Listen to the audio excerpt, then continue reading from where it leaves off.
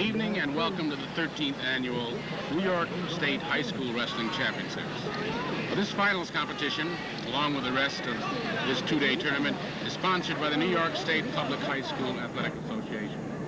143 wrestlers from 11 different sectional areas representing all of New York State are gathered here at the Onondaga War Memorial here in Syracuse, New York, to determine the best wrestler in 13 different weight classes. From the smallest 98-pounder to the heaviest 250-pound wrestler, these boys will struggle the last few hours in what culminates probably the longest season in high school athletics. But the boys love it. They wouldn't be here if they didn't. Now, I'm Klaus Evans, along with Rodney Orwater from Green Central School in Green, New York. We've had the pleasure of taping these New York State finals in the New York State Public High School Athletic Association for the last 3 years. And it's a particular pleasure this year for me because we have with us here an expert, a person who I feel is an expert commentator, a man who is a legendary figure in the Syracuse area and a national hero to a lot of young men and women in this country. A premier running back in professional football, as this man claimed, but I think to many of us involved in high school and collegiate wrestling, he was the heavyweight wrestler. Two-time NCAA heavyweight wrestling champion from Syracuse University, and now with the Shreveport Steamers. Is that right, Jim? That sure is, Klaus. Mr. Jim Nance. Thank you. I think, Jim, one of the things that's on all of our minds is what's up next year for you as far as professional football? Well, a number of things have been happening since the season's been over, November 13th. A lot of people are afraid, and many ball players that haven't been paid, and some owners that are concerned about the status of the WFL.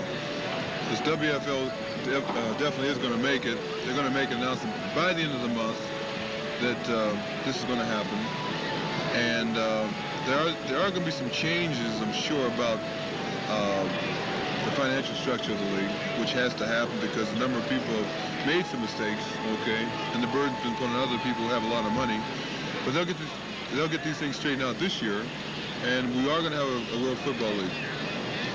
Well, that's good news because I know that many of us followed it very closely, and particularly we followed what you were doing, I guess, because this is our area and we relate with people who come out of our area.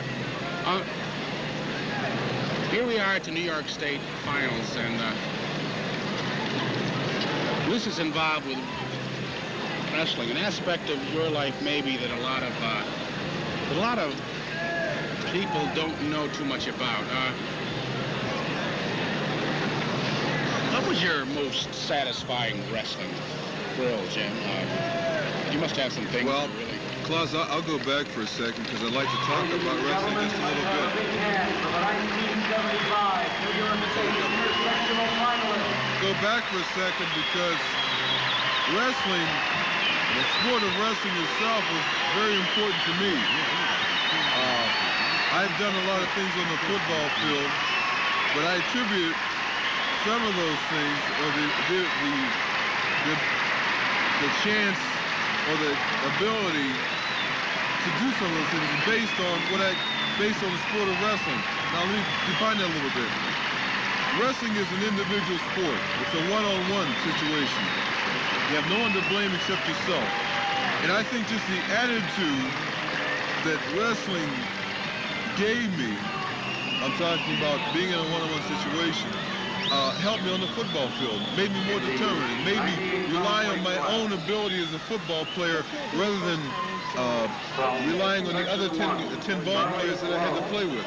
As a result, I utilized the 10 ball players that I was playing with to help me, but I relied on myself, on my own determination, my own ability to help me be the football player that I am.